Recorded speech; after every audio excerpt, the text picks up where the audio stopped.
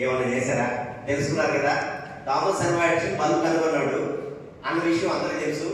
తెలిసిన విషయం మీరు తెలుసుకున్నారా? ఏమైనా చేశారా? కొత్తగా చెప్తాను వినండి, ఆయన గురించే మీకు కొత్తగా చెప్తాను. థామస్ అల్వా ఎడిసన్ భారతదేశంలోని ప్రపంచంలో కొన్ని కోట్ల మంది జనాభా ఉన్నారు. బట్ ఒక్కడికి వచ్చిన ఆలోచన బల్బును కనుగొనాలి. బల్బును కనుగొనాలని ఆలోచన వచ్చింది. ఆ ఆలోచనని ఆచరణ రూపంలో తీసుకొచ్చాడు, పని చేశాడు, ఫలితం వచ్చింది. ఇందులో గొప్ప ఏముంది? సాధించాడు కదా, బల్బు వచ్చింది కదా.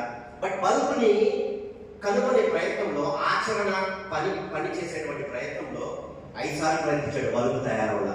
10 సార్లు, 20 సార్లు, 100 సార్లు, 200 సార్లు, 500 సార్లు, 700 సార్లు, 900 సార్లు, 999 సార్లు ప్రయత్నించారు. Yes no? కరెక్టా? నో. 999 సార్లు కాదు, 9999 సార్లు ప్రయత్నం చేశాడు. దేని కనుగొనడానికి? బల్బుని కనుగొనడానికి.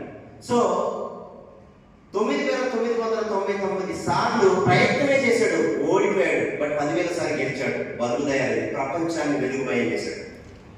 ఇందులో మనకు తెలిసిన విషయమే. బట్ ఏమంటాం, మీడియా అంతా వచ్చి అతన్ని కవర్ చేసుకున్నప్పుడు, సార్ మీరు 9,999 సార్లు ఓడిపోయారు కదా, ఇంత పేషెన్స్ మీకు ఎలా వచ్చింది సార్?